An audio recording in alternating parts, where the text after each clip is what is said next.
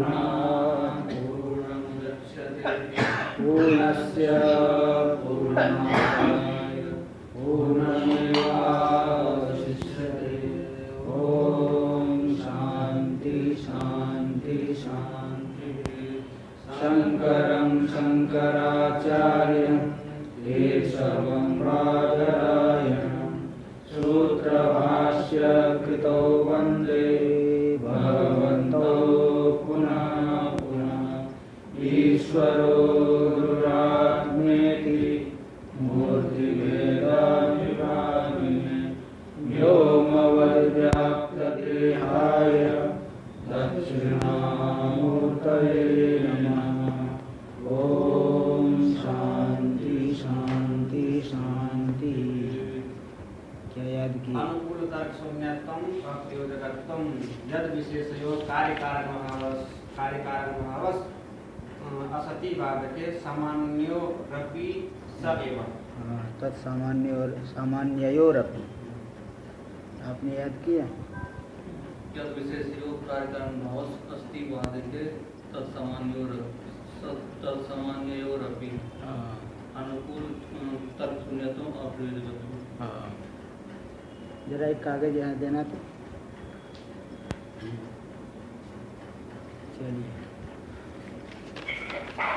चलिए देखिए, कल ये बता रहा था तर्क का मूल क्या है। न चेष्टापत्ति के बाद आया उक्त भूत भौतिक जगन नित्यत्वापत्तिया अपसिद्धांता करते हैं। अपसिद्धांत सिद्धांतात अपगता इति अपसिद्धांत। सिद्धांत से हट गए, विरुद्ध सिद्धांत को मान लिए। और वहाँ जो जनकाम है ना, वो जनकाम ही पाठ वहाँ दिया, देखा? जनकाम, ये जनिकाम नहीं है। कुछ सूत्र लगा होगा जिससे इत तो नहीं हुआ, इत तो ऐसे हो जाता है वो, लेकिन वहाँ कुछ सूत्र लग गया तो जनकाम, इसलिए कोई सूत्र अथवा वार्तिक होगा। चलिए देखिए आगे। ये बता रहा था कि आप तर्क का मूल कल बता रहा था, फिर से थोड़ा सा बता देता हूँ एक बार, जिससे दिमाग में बैठे। इसको ना मालूम, हाँ लिखना है लिख लीजिए, कोई बात नहीं। आपाद्य व्याप्य आपादक वत्ता निश्चय, आपाद्य व्यतिरेक निश्चयस्य। पहले लिख लेना है आपाद्य व्याप्य आपादक वत्ता निश्चय। आपाद्य व्याप्य आपादक वत्ता निश्चय। आपाद्य व्यतिरेक निश्चयस्य तर्कस्य मूलम। हाँ जी। आपाद्य व्याप्य आपादक वक्ता निश्चय। हाँ वत्ता वत्ता वक्ता नहीं, वत्ता निश्चय। आपाद्य व्यतिरेक निश्चयस्य, आपाद्य व्यतिरेक निश्चयस्य तर्कस्य मूलम। हाँ तो समझिए कि देखिए क्या है कि जैसे तर्क प्रयोग कब करोगे, जब कोई सामने वाला, आप व्यभिचार शंका किया, नहीं सामने वाले का आपने बताया, आप अनुमान करा रहे हो, पर्वतो वहनीमान, उसने क्या किया, व्यभिचार शंका किया। क्या बोलेगा? हेतु रस्तु साध्यम वास्तु। हेतु रह जाए साध्य न हो, क्या होता है? तब आप उसको जो है उस व्यभिचार शंका की निवृत्ति के लिए तर्क देना पड़ेगा। तो तर्क करने के लिए यदि वहनी न स्यात् तर्हि धूमोपि न स्यात्, है ना? यदि वहनी न स्यात् तो क्या कुछ भी है? नहीं, को नहीं होते नहीं हो। यदि सिंहो न स्यात् तर्हि धूमो न स्यात्, यदि वृक्षो न स्यात् तर्हि धूमो न स्यात्, अथवा यदि मनुष्यो न स्यात् तर्हि धूमो न स्यात्। कुछ भी बोल सकते हो क्या? अरे भाई बोलो, वही बोलोगे कि जिसके अभाव में जिसके अभाव की व्याप्ति हो। आपको जब अन्वय व्याप्ति देखते हो कि यत्र धूमस तत्र तत्र वहनी, व्यतिरेक में आपको व्याप्ति जहाँ जहाँ वहनी का अभाव है वहाँ वहाँ धूम का अभाव है। तो यदि यहाँ पे भी वहनी का अभाव होता तो धूम का भी अभाव होना चाहिए था, क्योंकि यदि धूम है व्याप्ति, यदि यत्र धूमस तत्र तत्र वहनी, इसी प्रकार ये भी व्याप्ति, यत्र यत्र वहन्या भावस तत्र तत्र धूमा भाव। देख लो, कहीं भी घटा लो, जहाँ जहाँ वाणी का भाव रहता है वहाँ वहाँ धूम का भाव रहता है। तो मतलब ये है, तो तर्क में क्या रहेगा कि एक होता है आपाद्य, एक होता है आपादक। जिसके द्वारा जिसका आपादन किया जाए, जिसके द्वारा आपादन कराया जा रहा है उसको कहते हैं आपादक, और जिसका आपादन कराया जा रहा है उसको कहते हैं आपाद्य। वहाँ पे वहन्य भाव को दिखा करके धूमा भाव का आपादन आरोप किया जा रहा है। यदि वहनी न स्यात्, मतलब वहन्य भाव यदि वहनी नहीं होता, मतलब वहन्य भाव यदि होता, वहनी नहीं होता मतलब वहन्य भाव होता, तो वहन्य भाव है आपादक, क्योंकि वहन्य भाव के द्वारा धूमा भाव का आपादन कराया, आरोप कराया जा रहा है। जानने वाला जानता है कि वहाँ धूम भी है, वहनी भी है, लेकिन क्या कह रहा है, यदि वहनी न स्यात्, तो वहन्य भाव का आरोप करके किसका आरोप कर रहा है, धूमा भाव का। तो वहन्य भाव हो गया आपादक और धूमा भाव हो गया आपादक। तो आपाद्य की व्याप्ति आपादक में है ना, तो आपाद्य व्याप्य आपादक वत्ता निश्चय। आपाद्य है धूमा भाव, धूमा भाव अधिक देश में रहता है, जैसे वहनी अधिक देश में रहती धूम की अपेक्षा, इसी प्रकार वहन्य भाव की अपेक्षा धूमा भाव अधिक देश में रहता है। आपाद्य है धूमा भाव, उसका व्याप्य कौन है, आपादक वहन्य भाव। तद्वत्ता निश्चय, मतलब धूमा भाव की व्याप्ति वहन्य भाव में है, ऐसा निश्चय जिसको होगा वही व्यक्ति तर्क कर सकता है।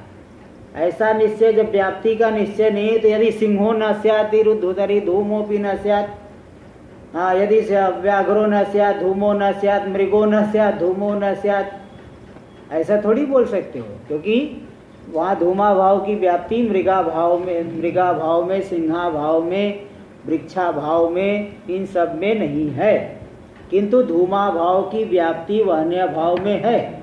यानी वहन्य भाव है व्याप्य। अगर यहाँ वहन्य भाव होता तो धूमा भाव व्यापक भी होना चाहिए, यानी धूमा भाव की व्याप्ति वहन्य भाव में है, ये व्याप्ति का निश्चय है, तब जो है वहन्य भाव के आरोप के द्वारा धूमा भाव का आरोप किया जा सकता है।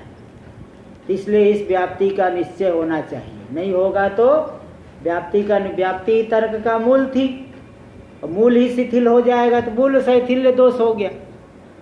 और दूसरी बात, आपाद्य है वो धूमा भाव, उसका व्यतिरेक क्या है, धूम का भी निश्चय है उसको, नहीं तो जहाँ धूम का निश्चय नहीं वहाँ तर्क करोगे तो क्या होगा, इष्टापत्ति। कहोगे यदि हृदय यदि वहनी न स्यात्, अरे धूमो भी न स्यात्, बोले हाँ ठीक है, जल रथ में वाणी भी नहीं धूम भी नहीं, इष्टापत्ति दे देगा। लेकिन यहाँ इष्टापत्ति नहीं दे सकते क्योंकि धूम सामने दिख रहा है, पर्वत में निकल रहा है। तो इसलिए आपाद्य व्यतिरेक निश्चय मतलब धूम का निश्चय, आपाद्य है धूमा भाव, उसका व्यतिरेक धूम, उसका निश्चय, ते सब होना चाहिए, दोनों होना चाहिए तर्क करने के। ते भी बताया था कल, तो अब देखिए आगे। तो यहाँ पे ईश्वर की सिद्धि कर रहे हैं अनुमान प्रमाण के द्वारा, क्योंकि ब्रह्म का लक्षण किया गया। ब्रह्म तो सोपाधिक के लक्षण के द्वारा भी निरुपाधिक लक्षित होता है, इसलिए कहीं कहीं सोपाधिक का लक्षण कर देते हैं ब्रह्म का जहाँ कथन। तो ब्रह्म जो है यद विद्या विलासे न भूत भौतिक सृष्टि तन्नवमी परमात्मानम सच्चिदानंद विग्रह, ये मंगलाचरण आया। जिसके अविद्या के कार्य होने से भूत भौतिक सृष्टि होती है, ऐसे सच्चिदानंद विग्रह स्वरूप वाले परमात्मा को मैं नमस्कार करता हूँ। तो वहाँ पे तो यद्यपि श्रुतियों के द्वारा ईश्वर सिद्ध है, अनुमान के द्वारा भी यहाँ सिद्ध कर रहे, क्योंकि वो बोल रहा है कि अगर ब्रह्म ही नहीं है, ब्रह्म में कोई लक्षण नहीं, प्रमाण नहीं, तो जीव ब्रह्म की एकता रूपी शास्त्रार्थ सिद्ध नहीं होगा। तो बोले नहीं, प्रमाण नहीं, ऐसी बात नहीं, ब्रह्म की सिद्धि के लिए, ईश्वर की सिद्धि के लिए यहाँ प्रमाण अनुमान दे रहे हैं। तब यहाँ इस अनुमान में, अनुमान क्या था, विवाद विषयी भूतानि भूत भौतिकानि सोपादान गोचर अपरोक्ष ज्ञानवत प्रणीतानि कार्यत्वाद घटवत। इसमें फिर कह देंगे अब पहले वहाँ तो दे दिए, एक तर्क भी दिए, अनुकूल तर्क से रहित है, ऐसी बात नहीं, क्योंकि लाघवानुगृहित प्रत्यक्ष प्रमाण के द्वारा घटादि में कार्यत्वेन यानी कार्यत्वावच्छेदेन कर्तृजन्यत्व का निश्चय हुआ है। यत्र यत्र कार्यत्वम तत्र तत्र कर्तृजन्यत्व का निश्चय हुआ है। इसलिए यहाँ पे लाघव से कार्यत्व में व्याप्ति रहेगी। तो जगत में भी कार्यत्व रहने की वजह से कोई न कोई जो है कर्ता के द्वारा जन्य होगा। तो कर्ता कौन है? ईश्वर है। बोले उस कर्ता को जीव क्यों नहीं मान लो? तो जीव भी तो अदृष्ट के माध्यम से जगत का कारण बनेगा, जगत का कारण जीव बनेगा। तो हाँ बोल रहे नहीं। देखिए इसलिए अतः इति टीका में इसके आगे चलिए। अतः है ना, अतः का मतलब इसीलिए क्योंकि वहाँ हम एक विशेषण देंगे। अदृष्टाद्वारकत्वेन सोपादान गोचर अपरोक्ष ज्ञानवत् जन्यताया विशेषणीयत्वात्। वहाँ पे देखिए जो साध्य है ना, सोपादान गोचर अपरोक्ष ज्ञानवद जन्यत्वम, तो अपरोक्ष ज्ञान वाले के द्वारा जन्य है जगत। अपरोक्ष ज्ञान वाला तो जीव भी है। जीव भी कुछ न कुछ कार्य के कारण को जानता है कि नहीं? कुलाल जो है घट के कारण को जानता है, तंतु है पट के कारण को जानता है, पाचक जो है भोजन के कारण को जानता है, थोड़े थोड़े कारण के तो सभी लोग जानते हैं। कुल मिला करके वो भी अपरोक्ष ज्ञान वाले नाना जीव हो गए।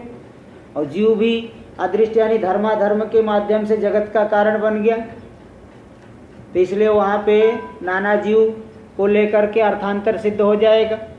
अथवा सिद्ध साधन, सिद्ध साधन क्या है? जिसको आप सिद्ध करना चाहते थे, कोई अपरोक्ष ज्ञान वाले के द्वारा जन्य है तो हाँ ठीक है, जीव के द्वारा जन्य है, ईश्वर की सिद्धि नहीं हो पाएगी।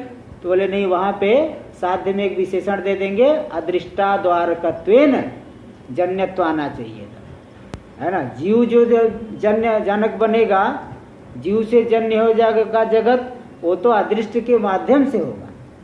और हम यहाँ जो साध्य दे रहे हैं जन्यत्व अदृष्टाद्वारकत्वेन, अदृष्ट को माध्यम नहीं बना करके। ईश्वर जो है अदृष्ट के माध्यम से कारण नहीं बनता है, ईश्वर तो स्वतंत्र है। हाँ, तो इसलिए यहाँ पे अदृष्टाद्वारकत्वेन सोपादान गोचर अपरोक्ष ज्ञानवत् जन्यताया विशेषणीयत्वात्, ऐसा विशेषण दिए जाने से और वक्षमाण हेतुश्च, आगे भी और कुछ एक हेतु देंगे। इसलिए जो है वहाँ पे अतएव मूल में आया, अतएव न नाना किंचित कर्तृ सिद्धिया, नाना को जोड़ देना, नाना को अलग नहीं, नाना किंचित ज्ञा, किंचित ज्ञा ने जीव, किंचित जानाति थी किंचित ज्ञा। इसीलिए क्योंकि वहाँ पे अदृष्टाद्वारकत्व ने विशेषण दे देगी, इसलिए नाना जीव कर्तृ सिद्धिया अर्थांतरम न, अतएव न, नाना किंचित ज्ञा, नाना जीव में कर्तृत्व की सिद्धि होने से, नाना जीव रूपी कर्ता की सिद्धि होने से अर्थांतर हो गया। आप सिद्ध करना चाहते थे जगत कर्तृत्व न ब्रह्म को, और जगत कर्तृ रूप से कौन सिद्ध हो रहा है? जीव। तो आप सिद्ध करने से चले थे अन्य अर्थ को, सिद्ध हो गया अन्य अर्थ, इसको कहेंगे अर्थांतर। बोले अर्थांतर नहीं होगा, क्योंकि हम यहाँ पे जगत में जो जन्यत्व ले रहे हैं केन रूपे अदृष्टाद्वारकत्वेन जन्यत्व ले रहे हैं। जीव को जब हाँ किंचित या कर्तृ सिद्ध्या, कर्ता की सिद्धि, कर्तृ सिद्ध्या, कर्तृतया, हाँ सिद्ध्या, सिद्ध्या, सिद्ध्या, सिद्ध्या, हाँ सही है ना। चल हाँ हाँ तो सिद्ध्या, चलिए देखिए सिद्ध्या अर्थांतरम, बोले अर्थांतर इते अतएव न, अर्थांतरम न का अन्वय कर लेना। क्यों? क्योंकि जो है लाघवाद एकस्य कर्तु सर्वज्ञ से सकर्तृकत्वानुमितो विषयत्वात्, जो सकर्तृत्व कर्तृजन्यत्व, सकर्तृत्व मतलब कर्तृजन्यत्व जो अनुमिति है, कर्तृजन्यत्व विषय का अनुमिति है, इस अनुमिति के विषय रूप से एक ईश्वर की सिद्धि हो गई। लाघवाद एकस्य, क्योंकि नाना जीव को कर्ता मानने की अपेक्षा एक ईश्वर को कर्ता मानना लाघव है। जीव कितने अनंत है, अनंत जीवों को कर्ता मानने की अपेक्षा एक ईश्वर को कर्ता मान लेना लाघव। इस लाघव रूपी तर्क पहले भी दिखाए थे। तो लाघवाद एकस्यैव कर्तुः सर्वज्ञस्य सकर्तृकत्वानुमितो विषयत्वात्, जो सकर्तृकत्व अनुमिति में एक कर्ता ही जो कि सर्वज्ञ है, इस अनुमिति का विषय है। टीका में आगे देखिए, थोड़ा 1-2 दिन का पाठ ये कठिन वाला आएगा, है ना, न्याय वाला। इसलिए 1-2 दिन संभालना पड़ेगा आप लोग। चलो देखो आगे। ननु एवं अपि उक्तानुमानम, ये जो है फिर क्या है कि ये जो अनुमान आपने दिया, इस अनुमान में हम एक सत प्रतिपक्ष दे देंगे। क्या? उक्त भूत भौतिकानि नोक्त कर्तृजन्यानि शरीराजन्यत्वात् आत्मवद यन्नैवं तन्नैवं घटवद्वा। आपने जैसे वो शब्दो नित्य क्या हेतु बनता है? श्रावणत्वात्, उसके प्रति एक विपरीत अनुमान दे देंगे, शब्दो अनित्य कृतकत्वात्। तो यस्य साध्याभाव, हाँ क्या क्या क्या है सत प्रतिपक्ष का लक्षण? यस्य हेतु साध्याभाव, हाँ प्रमाणांतरण नहीं, साध्याभाव, यस्य साध्याभाव दूसरा हेतु है ना, हेत्वंतरेण पक्षे सिद्ध स सत प्रतिपक्ष, ऐसा जो आता है। भाई एक साध्य के, एक हेतु के द्वारा आप साध्य की सिद्धि करना चाहते हो, दूसरा हेतु आकर के वहाँ साध्य के अभाव की सिद्धि करेगा, इसको कहते हैं सत प्रतिपक्ष। ठीक है, यस्य साध्याभाव, हाँ यस्य साध्याभाव साधकम हेत्वंतरम विद्यते स सत प्रतिपक्ष, जिस हेतु के साध्याभाव की सिद्धि करने वाला दूसरा हेतु है, ऐसे हेतु को क्या कहेंगे? सत प्रतिपक्ष। एक हेतु के द्वारा कर्तृजन्यत्व की सिद्धि कर रहे हैं, दूसरा हेतु आएगा नहीं, कर्तृजन्य नहीं है जगत, देखो वही सत प्रतिपक्ष। हाँ, उक्त भूत भौतिकानि ननु एवं उक्तानुमान, एवं उक्त अनुमान क्या है? सत प्रतिपक्षित हो जाएगा। किसके द्वारा सत प्रतिपक्षित करेंगे? उक्त भूत भौतिकानि नोक्त कर्तृजन्यानि, उक्त जो संपूर्ण भूत भौतिक पदार्थ है, उक्त कर्ता के द्वारा, परोक्ष ज्ञान वाले कर्ता के द्वारा जन्य नहीं है, यानी उक्त से वही पूरा ले लेना, सोपादान गोचर अपरोक्ष ज्ञानवत कर्तृजन्यानि न, क्यों? शरीराजन्यत्वात्, शरीर से जन्य नहीं, ईश्वर का तो शरीर नहीं होता ना, शरीराजन्यत्वात् आत्मवत यन्नैवं तन्नैवं घटवद्वा इति अनुमानेन सत प्रतिपक्ष, इति अनुमानेन उक्तानुमानं सत प्रतिपक्षितम। इस अनुमान के द्वारा पहला वाला अनुमान क्या हो गया? सत प्रतिपक्षित हो गया। देखो इस अनुमान में क्या है? हेतु क्या हुआ? शरीराजन्यत्वम। साध्य क्या है? हाँ, वो कर्तृजन्यत्वा भाव, वही पूरा का पूरा लेना। उक्त कर्तृजन, उक्त यानी वही सोपादान गोचर अपरोक्ष ज्ञानवत कर्तृजन्यत्वा भाव। यत्र यत्र शरीराजन्यत्वम तत्र तत्र कर्तृजन्यत्वा भाव। जैसे आत्मा में शरीराजन्यत्व है कि नहीं? शरीर से जन्य है क्या आत्मा? है किसी शरीर ने बनाया क्या? किसी के शरीर नहीं, आत्मा को थोड़ी, हो तो नित्य है। आत्मा में शरीराजन्यत्व है और उसमें कर्तृजन्यत्व है नहीं है, घटा लिए। इसी प्रकार अब जो है जगत में ले लीजिए, जगत को भी किसी शरीरधारी ने थोड़ी बनाया है, ईश्वर का शरीर नहीं होता, इसलिए जगत में शरीराजन्यत्व है, इसलिए जगत में भी कर्तृजन्यत्व का क्या आ जाएगा? अभाव आ जाएगा। तो एक अनुमान जो है कर्तृजन्यत्व की सिद्धि कर रहा है और यह अनुमान क्या करेगा? कर्तृजन्यत्व के अभाव की सिद्धि करेगा। तो सत प्रतिपक्षित हो गया अनुमान, तो इसलिए वो बोल रहे हैं तो सत प्रतिपक्षितम, ये सत प्रतिपक्ष हो जाएगा। किंच उक्त ईश्वर साधका, एक दोष दे दिए सत प्रतिपक्ष दोष, एक और दोष दे रहे हैं कि आपके अनुमान में एक उपाधि भी है। किंच उक्त ईश्वर साधकानुमाने शरीरजन्यत्व उपाधिरपि संभवति। उस ईश्वर साधक अनुमान में शरीर जन्यत्व रूपी उपाधि भी है। उपाधि जैसे वो आता है ना कि आर्दिंदन संयोग, मतलब आर्दिंदन संयोग को उपाधि देते हैं। अनुमान वहाँ अयोगोलकम धूमवत वहने ही, अयोगोलक धूम वाला है क्योंकि वहनी होने से, तो भाई क्या जहाँ क्यों यत्र धूमस तत्र तत्र वहनी सिद्ध करना है, ऐसा मिलेगा? केवल धूम होने से नहीं, यत्र यत्र वहनी तत्र तत्र धूम, अयोगोलक धूमवत वहने, यत्र यत्र वहनी तत्र तत्र धूम मिलेगा? वाणी होने से धूम नहीं, इसलिए वहाँ पे आर्ध ईंधन संयोग उपाधि है। इसी प्रकार यहाँ जो कर्तृजन्यत्व अनुमान है, कर्तृजन्यत्व विषयक अनुमान, उसमें एक उपाधि भी दे देंगे। क्या उपाधि देंगे? शरीर जन्यत्व उपाधि। उक्त ईश्वर अनुमान विवादास्पदानि भूत भौतिकानि सोपादान गोचर अपरोक्ष ज्ञानवत प्रणीतानि कस्मात् कार्यत्वात्। तो ये बोले घटवत, इस अनुमान में शरीर जन्यत उपाधि दे देंगे। घट आदि में देखो कर्ता के द्वारा जन्य तो है, घट आदि कार्य है, कर्ता के द्वारा जन्य है, लेकिन वहाँ शरीर जन्य तो है कि नहीं। घट आदि में साध्य, देखो उपाधि घटाने के लिए साध्य व्यापकत्व सती साधना व्यापकत्व घटाना पड़ता है। साध्य व्यापकत्व घटाया जाता है दृष्टांत में और साधना व्यापकत्व घटाया जाता है पक्ष में। तो अब देख लो, घट में कर्तृजन्यत्व है, साध्य है, कुलाल आदि जन्यत्व है, किंतु वहाँ पे शरीर जन्यत्व, शरीर जन्यत्व भी है, साध्य व्यापकत्व आ गया कि नहीं। घट में कर्तृजन्यत्व भी है और शरीर जन्यत्व भी है, साध्य व्यापकत्व घट गया। और पक्ष में ले लीजिए साधन, पक्ष में हेतु तो रहेगा ही, अगर हेतु ही नहीं तो स्वरूपा सिद्धि होता है। यहाँ कार्यत्व हेतु पक्ष में भूत भौतिक पदार्थ में रह रहा है, किंतु शरीर जन्यत्व नहीं रह रहा है, शरीराजन्यत्व रह रहा है, इसलिए उपाधि हो गया। तो हेतु उपाधि से युक्त हो गया, इसलिए सोपाधिक हेतु साध्य की सिद्धि नहीं कर पाता, क्योंकि वहाँ उपाधि देने का मतलब कि हाँ उपाधि, क्योंकि हेतु जब उपाधि जो है हेतु का व्यभिचार करेगी, हेतु के व्यापक साध्य का तो सुतराम व्यभिचार करेगी, इसलिए हेतु के व्यभिचार के माध्यम से साध्य के व्यभिचार का अनुमान कराना या उपाधि का प्रयोजन है, तो इसलिए उपाधि भी है।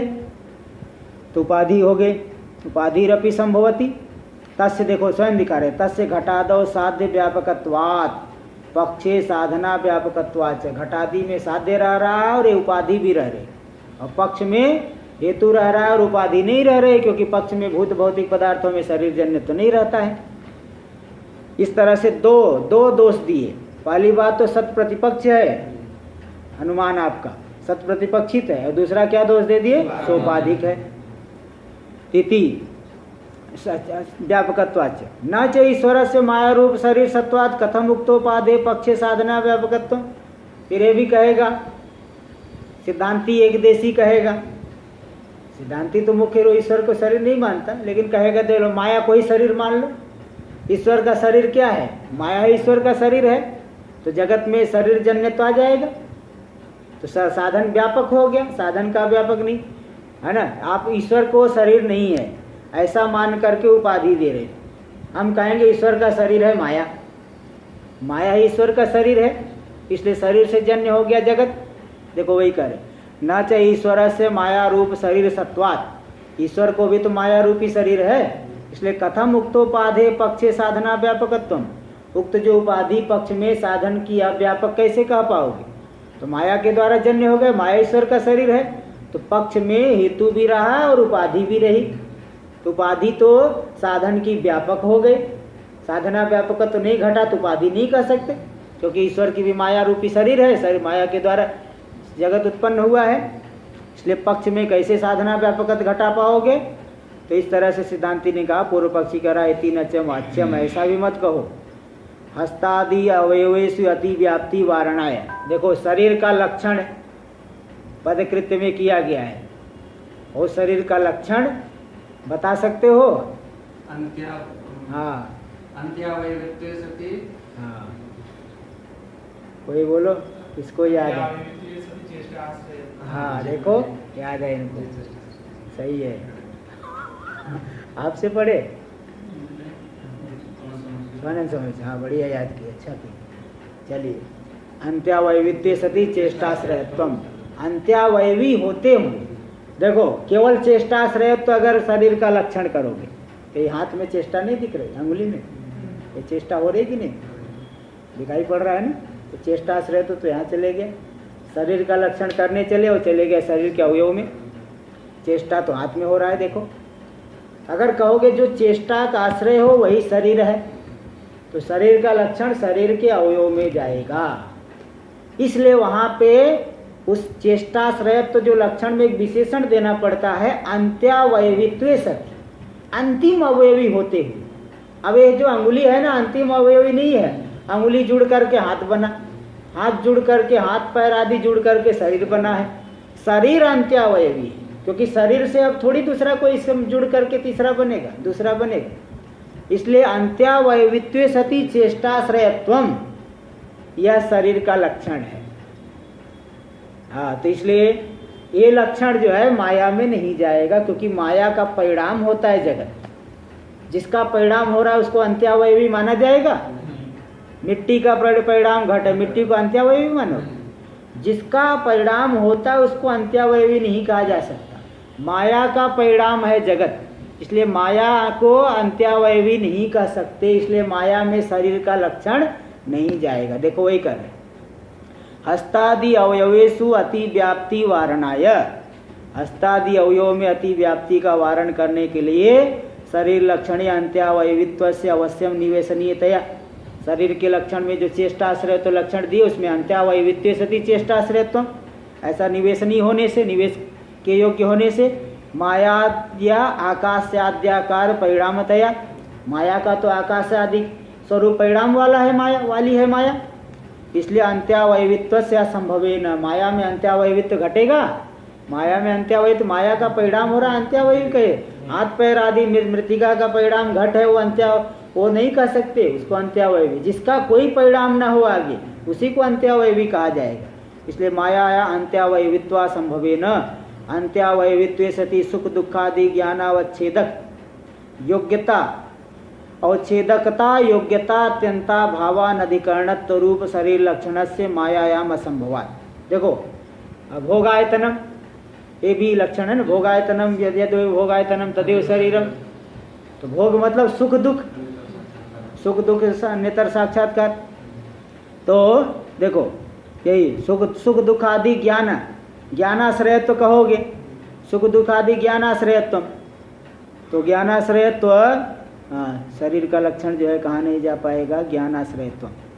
सुख दुखदाय ज्ञानावच्छेदकता योग्यता अत्यंता भावानधिकरणत्व रूप से, जैसे शरीर सुसुप्ति आदि में, अब शरीर तो है, अब वो वहाँ पे सुसुप्ति में चले गया तो क्या शरीर नहीं कहते हैं? बाहर लोगों तो उसका शरीर है, तो मतलब क्या है कि आगे अभी सुख दुख नहीं हो रहा है उसको, किंतु उसकी योग्यता है कि नहीं?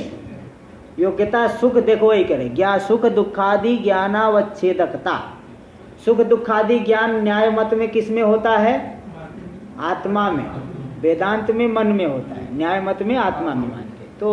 तो सुख दुखादि वेदांति में तो ठीक है, अंतःकरण में है, लेकिन वो क्या नैयायिक लोग कहेंगे आत्मा में। तो न्याय मत के अनुसार अब थोड़ा शास्त्रार्थ करते समय थोड़ा न्याय मत को अभ्युपगमवाद से थोड़ा घटा लेते हैं, शास्त्रार्थ में जो है चला लेते हैं। वैसे सिद्धांत तो यही है कि वेदांत में अंतःकरण में सुख दुख आदि मानते। तो सुख दुख आदि ज्ञान का आश्रय कौन है? आत्मा। और शरीर क्या है? उसका अवच्छेदक। तो सुख दुखादि ज्ञानावच्छेदकता, सुसुप्ति में ज्ञानावच्छेदकता है? नहीं है, इसलिए अवच्छेदकता की योग्यता तो है, योग्यता तो है आगे। अब छोटा बच्चा है, उसमें पिता बनने की योग्यता नहीं है, अभी पिता नहीं है, लेकिन योग्यता है, तभी आगे पिता बन जाएगा। ठीक है, इसी प्रकार सुख दुखादि ज्ञानावच्छेदकता, केवल ऐसा लगा अवच्छेदकता वत्वम कहोगे तो जब शरीर एकदम गहरी निद्रा में है व्यक्ति, तब तो ज्ञानावच्छेदकता नहीं, शरीर नहीं कहना चाहिए, लेकिन लोग व्यवहार करते हैं। इसलिए सुख दुखादि ज्ञानावच्छेदकता योग्यता अत्यंता भाव अनधिकरणत्व, योग्यता के अत्यंता भाव का अनधिकरण जो हो, योग्यता के अत्यंता भाव का अधिकरणत्व जिसमें न आए, यानी उसमें योग्यता का हमेशा हमेशा से, जैसे घट आदि में है, सुख दुखादि ज्ञानावच्छेदकता योग्यता का अत्यंता भाव है, अत्यंता भाव का अधिकरण बन रहा है, क्योंकि घटादि में कभी भी सुख दुख का ज्ञान नहीं होगा, सुख दुख का ज्ञान आत्मा में ही होता है, किंतु तो इसलिए उसका अवच्छेदक शरीर बनता है, न कि घटादि।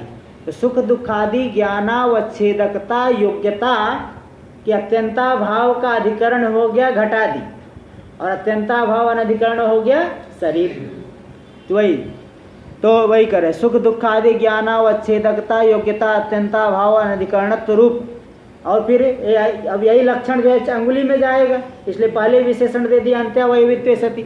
अंत्यावयवित्वे सति सुख दुखादि ज्ञानावच्छेदकता योग्यता अत्यंता भावानधिकरणत्व, जिसकी योग्यता की अत्यंता भाव का अधिकरणत्व न हो, यानी अत्यंता भाव न हो, योग्यता जो है रहे, योग्यता अत्यंता भाव का अनधिकरणत्व। घटादि में योग्यता अत्यंता भाव का अधिकरणत्व है, क्योंकि घटादि में बिल्कुल सुख दुखादि ज्ञान योग्यता नहीं है, किंतु शरीर में योग्यता के अत्यंता भाव का अनधिकरणत्व है।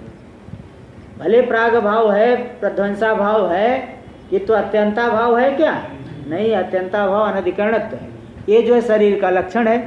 ते शरीर का लक्षण माया में संभव नहीं, क्योंकि उसमें अंत्यावयवित्व विशेषण दिए। इसलिए माया ईश्वर का शरीर है, इसलिए शरीर जन्यत्व आ जाए जगत में, उपाधि नहीं बन पाएगी, ऐसा नहीं कह सकते। माया में शरीर का लक्षण नहीं बन पाएगा।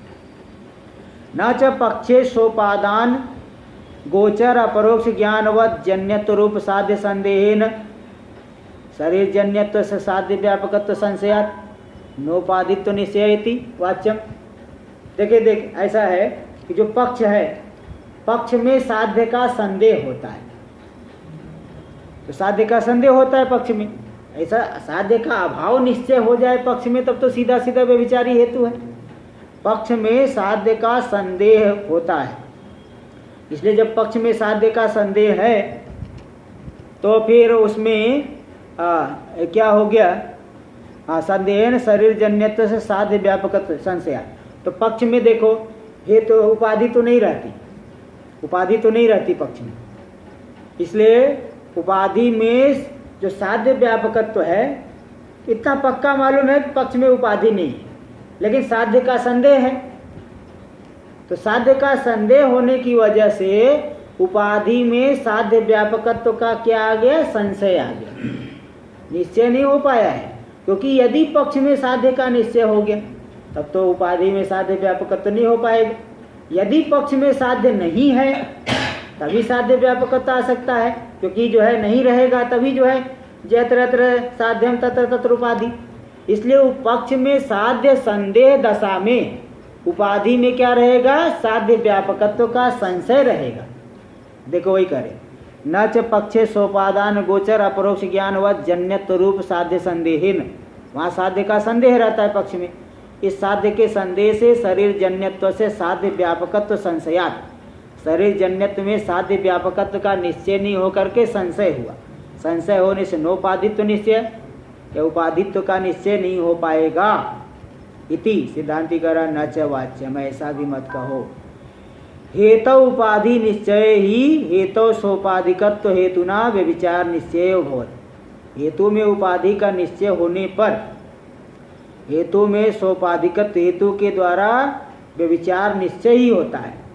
हेतु में जब उपाधि का निश्चय हो तो सोपाधिक हो गया, तो व्यभिचार का निश्चय होता है। हेतु उपाधि संदेह तो हेतु व्यभिचार संदेह आवश्यक। हेतु में अगर उपाधि का संदेह है तो हेतु में क्या आएगा? व्यभिचार का संदेह आवश्यक। हेतु व्यभिचार संदेह आवश्यक। तो व्याप्य संदेह न व्यापक संदेह से अनुभव सिद्धत्वात्, व्याप्य के संदेह से व्यापक का संदेह अनुभव से सिद्ध है। इसलिए व्यभिचार ज्ञान सामान्यम ही व्याप्ति ज्ञान प्रतिबंधकम। तो व्यभिचार ज्ञान चाहे संशयात्मक हो चाहे निश्चयात्मक हो, वह व्याप्ति ज्ञान का प्रतिबंधक होता है। इसलिए उपाधि का मतलब उपाधि में साध्य व्यापकत्व का संदेह होने पर भी व्यभिचार संशय तो रहेगा।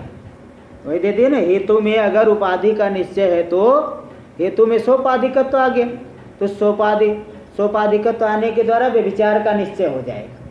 हेतु में व्यभिचार का निश्चय क्यों? क्योंकि जो है हेतु का अधिक देश है साध्य। तो जब उपाधि हेतु का व्यभिचार कर रही है, नहीं क्योंकि साध्य का व्यापक होती है और साधना का व्यापक, हाँ उपाधि से अधिक देश में रहेगा। हाँ उपाधि साधन का व्यापक, नहीं उपाधि साधन का व्यापक है। हाँ तो मतलब साधन का व्यापक हो मतलब उपाधि साधन से कम देश में रहेगी। तो साधन का व्यभिचार करके द्वारा साधन का जो व्यभिचार, क्योंकि ये रहेगा कैसे कि साधन का अव्यापक, साधन से अधिक देश में उपाधि है। हाँ साधन से अधिक देश में रहेगा, साध्य से अधिक, हाँ साध्य से अधिक देश में रहे। हाँ तो साध्य से अधिक देश में रही ना, तो भाई साध्य में से अधिक देश में रह रही है, तो इस तरह से वो बोलते कि अधिक देश वाले का जब जो है साध्य के अधिक देश में रहे, किस तरह से वो किए है कि साध्य का विचार कर रहा है तो साधन का सूत्राम साध्य का भी विचार करे तो साधन का सूत्राम अच्छी तरह से विचार करेगा। साधन तो न्यून देश में रहता है, तो साध्य के व्यभिचार के द्वारा साधन के व्यभिचार नहीं, तो हेतु में व्यभिचार दिखाना पड़ेगा ना। हेतु में व्यभिचार दिखाना पड़ेगा। तो मतलब ये है कि भाई ये साध्य से अधिक देश में रही उपाधि, उपाधि से अधिक देश में रहा साधन, हाँ साधन बराबर सही है, उपाधि से अधिक देश में रहा साधन। तो अब जो है साध्य के व्यभिचार, साध्य से अधिक देश में रहा उपाधि, इसलिए साध्य के व्यभिचार के द्वारा साधन के व्यभिचार का अनुमान है। तो साधन तो उससे भी अधिक देश है, साधन का व्यापक है ना उपाधि, साधन अधिक देश में रहा। इस तरह से वहाँ पे घटाते हैं। तो हेतु में उपाधि का निश्चय होने पर व्यभिचार का तो निश्चय होता है, और अगर हेतु में उपाधि का संदेह है तो हेतु में व्यभिचार संदेह आवश्यक है। और व्याप्य के संदेह से व्यापक का भी संदेह होता है, अगर व्याप्य का संदेह होगा तो व्यापक का भी संदेह, ये अनुभव सिद्ध। इसलिए व्यभिचार के संदेह से क्या हो जाएगा, व्याप्ति का संदेह हो जाएगा। इसलिए व्यभिचार के संदेह के माध्यम से भी व्याप्ति का संदेह होता है, इसलिए व्याप्ति ज्ञान का वो प्रतिबंध तो होगा ही, हेतु में उपाधि का संदेह होने पर भी यही करें। इसलिए वहाँ पे इसलिए बता दिए कि व्यभिचार ज्ञान सामान्यम ही व्याप्ति ज्ञान प्रतिबंध, चाहे व्यभिचार ज्ञान चाहे निश्चयात्मक हो चाहे संशयात्मक हो, चाहे निश्चयात्मक हो चाहे संशयात्मक, वह व्याप्ति ज्ञान का प्रतिबंधक होता है। इति संदिग्धोपाधेरपि दूषकत्वात्, उपाधि का निश्चय हो तो निश्चित रूप से व्यभिचारी हेतु है, किंतु अगर उपाधि का संदेह है तो भी संदिग्धोपाधि जो है वो दूषक है, दूषकता उसमें मानी जाती है, व्यभिचार ज्ञान का संशय रहेगा, इसलिए वह व्याप्ति ज्ञान का प्रतिबंधक हो जाएगा। न चो उपाधेय संदेह जाय मानो व्यभिचार संदेह न घटादो संभवती, बोले उपाधि के संदेह से उत्पन्न होने वाला जो व्यभिचार का संदेह वह घटादि में तो संभव नहीं है। क्यों? क्योंकि देखिए स्वयं दिखा रहे, तत्र हेतु सत्वेपि साध्योपाध्यो और द्वयो निश्चितत्वेन, वहाँ भले घटादि में हेतु है, कार्य तो हेतु रहा, अब यहाँ पे क्या है, यहाँ पे हाँ कार्यत हेतु, ठीक है, कार्यत हेतु रहा घटादि में, और कार्यत हेतु का हेतु रहने पर भी साध्य और उपाधि दोनों तो निश्चित है ना, वहाँ कर्तृजन्यत्व भी है घटादि में और शरीरजन्यत्व भी है, इसलिए वहाँ पे दोनों रहा, साध्य उपाधि और द्वयो निश्चितत्वेन साध्य संदेहा संभवात, घटादि में तो साध्य संदेह हो नहीं सकता, अपितु पक्षयो व्यभिचार संदेहो वाच्य, इसलिए पक्ष में ही व्यभिचार का संदेह कहना पड़ेगा, पक्ष में ही व्यभिचार का संदेह का न च स व्याप्ति ज्ञान प्रतिबंधक, और वह जो पक्ष में जहाँ पे देखो साध्य का निश्चय है वहाँ पे व्यभिचार का संदेह नहीं, हाँ, और जहाँ पे पक्ष में व्यभिचार का संदेह है वह जो है व्याप्ति ज्ञान का प्रतिबंधक नहीं होगा। कारण यह है कि पक्ष में व्यभिचार का संदेह होगा, मतलब पक्ष में साध्य का संदेह होकर के व्यभिचार का संदेह दिखाएंगे, तो भाई पक्ष में साध्य का संदेह होना ये तो अनुमिति के अनुकूल पड़ता है। भाई पक्ष का क्या लक्षण है, संदिग्ध साध्यवान पक्ष, साध्य का संदेह हो तभी तो अनुमिति होगी, तभी पक्षता आएगी, बिना साध्य के संदेह के पक्षता आती नहीं। इसलिए पक्ष में व्यभिचार का संदेह होना यह अनुमिति के प्रतिकूल नहीं बल्कि अनुकूल है। भाई कह रहे देखिए, न च स व्याप्ति ज्ञान प्रतिबंधक, स यानी पक्ष में व्यभिचार का संदेह व्याप्ति ज्ञान का प्रतिबंधक नहीं है। क्यों? क्योंकि पक्षे व्यभिचार संदेह से तद प्रतिबंधकत्वात्, पक्ष में व्यभिचार का संदेह अनुमिति का प्रतिबंधक नहीं है।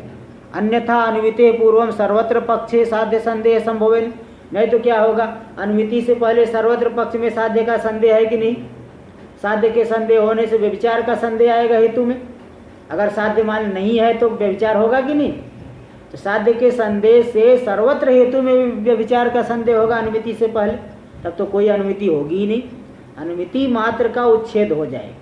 इसलिए पक्ष में व्यभिचार का संदेह अनुमिति के अनुकूल होता है, और घटादि मतलब जो दृष्टांत में साध्य का संदेह है व्यभिचार का संदेह वही प्रतिबंधक होता है। यहाँ तो आपको दृष्टांत में व्यभिचार संदेह नहीं मिलेगा, तो वही बता रहे तद प्रतिबंधकत्वात् अन्यथा अनुमिते पूर्वम सर्वत्र पक्षे साध्य संदेह संभवे न, अनुमिति के पहले सर्वत्र ही पक्ष में साध्य संदेह संभव होने से तत्र हेतुर निश्चयात्, वहाँ का तो हेतु का निश्चय है, पक्ष में हेतु तो दिख रहा है, साध्य का संदेह है, तो वहाँ पे व्यभिचार का संदेह रहने से अनुमान मात्र उच्छेद प्रसंग स्यात्, अनुमान मात्र का उच्छेद की आपत्ति हो जाएगी। इसलिए पक्ष में व्यभिचार का संदेह होना कोई जो है अनुमिति के प्रति प्रतिकूल नहीं है, ऐसा सिद्धांती ने कहा। तो पूर्व पक्षी कह रहा है इति इति न च वाच्यम, ऐसा भी मत कहो। उद्देश्यतावच्छेद का वच्छिन्न साध्य संदेहवांश पक्ष, जो उद्देश्यतावच्छेदक से अवच्छिन्न है, जैसे वहाँ पर्वतो वहनीमान, उद्देश्य कौन है? पर्वत। उद्देश्यतावच्छेदक क्या है? पर्वतत्व। पर्वतत्व से जो अवच्छिन्न है और साध्य संदेह वाला है, उद्देश्यतावच्छेद का अवच्छिन्न साध्य संदेहवांश पक्ष, पर्वतत्व से अवच्छिन्न और साध्य का संदेह है जहाँ पे, उसे कहते पक्ष। और पक्ष भिन्नत्वे सति साध्य संदेह विशिष्ट रूप धर्मेण पक्ष समश्च। हाँ, पक्ष से जो भिन्न हो और साध्य संदेह विशिष्टत्व रूप धर्म से जो पक्ष सम हो, ये दो, ये भी। और तद अन्यतर व्यभिचार संशय, इन दोनों में जो व्यभिचार का संशय है वह भी व्याप्ति ज्ञान प्रतिबंधकत्वात्, यह भी व्याप्ति ज्ञान का प्रतिबंधक होता है। मतलब पक्ष में चाहे साध्य व्यभिचार का संशय हो, चाहे पक्ष सम में। देखो पक्ष सम किसे कहते हैं? अब जैसे कोई कहे कि पर्वतो वहनीमान धूमात्, बोले ऐसे कैसे? धूम होने मात्र से वहनी हो जाता है क्या? वहाँ भी तो धूम दिख रहा है, उस पर्वत में भी तो धूम दिख रहा है, वहाँ वहनी है क्या? तो बोले तो वहाँ क्या जवाब देना पड़े? वह भी पक्ष के सम ही है। भाई यहाँ पे हम दिखा रहे, वहाँ भी धूम दिख रहा है, तो आपको निश्चय हो गया क्या वहाँ वहनी नहीं है? इसलिए वह भी पक्ष के सम हो गया। इसलिए जो पक्ष से तो भिन्न हो किंतु साध्य संदेह से विशिष्ट हो, उसे क्या कहते हैं? पक्ष सम। इन दोनों में से किसी एक में भी व्यभिचार का संशय हो गया, किसी एक भी अधिकरण को लेकर के, वह व्याप्ति ज्ञान का प्रतिबंधक होता है। बोले ऐसा मानोगे तब तो न चैव मुक्त रीत्या अनुमान मात्र उच्छेदापत्ति, इस रीति से तो पूरे अनुमान पर प्रमाण का उच्छेद हो जाएगा, क्योंकि अनुमान से पहले तो पक्ष में साध्य का संदेह रहेगा ही, व्यभिचार संदेह रहेगा, अनुमान मात्र का उच्छेद हो जाएगा। पूर्व पक्षी कह रहा है इति न च वाच्यम, ऐसा मत कहो। जहाँ पे अनुकूल तर्क है व्यभिचार संदेह संभव नहीं है। अनुकूल तर्क हो गया ना, उपाध्य अनधिकरण हेतु, उपाधि अनधिकरण हेतु, जो हेतु उपाधि का अधिकरण नहीं है वहाँ पे अनुकूल तर्क मिल जाएगा। जैसे यहाँ देखिए, धूमो यदि वहनी व्यभिचारी स्यात् तर्हि वहनी जन्यो न स्यात्, वहनी जन्य नहीं होना चाहिए इत्यादि अनुकूल तर्केण व्यभिचार संदेह से असंभवात्, इत्यादि अनुकूल तर्क से व्यभिचार संशय यहाँ पे संभव नहीं है। तो जो उपाधि का अनधिकरण हेतु है उसमें व्यभिचार संदेह संभव नहीं है, इसलिए अनुमान मात्र के उच्छेद की आपत्ति नहीं आई। तो कुल मिला के यहाँ पे आपका जो हेतु है शरीर जन्यत्व, तो यहाँ पे उपाधि हो रही है। उपाधि होने के दो दोष दिया, एक तो सत प्रतिपक्ष है, दूसरा शरीर जन्यत्व उपाधि बनेगी, इसलिए ईश्वर जन्यत्व की सिद्धि नहीं हो पाएगी। ईश्वर जन्यत्व कर्तृजन्यत्व की सिद्धि करके वह कर्ता कौन है? ईश्वर लाघवे ने एक ईश्वर है, ईश्वर की सिद्धि नहीं हो पाएगी, ऐसा पूर्व पक्षी कहेगा। तो इसका अब आगे और भी समाधान देंगे, उसको हम लोग कल करेंगे। ओम पूर्णमदः पूर्णमिदं पूर्णात् पूर्णमुदच्यते पूर्णस्य पूर्णमादाय पूर्णमेवावशिष्यते। ओम शांति शांति शांति। शंकरं शंकराचार्य केशवं बादरायणं सूत्रभाष्य कृतौ वन्दे भगवन्तौ पुनः पुनः। ईश्वरो गुरुरात्मेति मूर्तिभेदविभागिने व्योमवद्व्याप्तदेहाय दक्षिणामूर्तये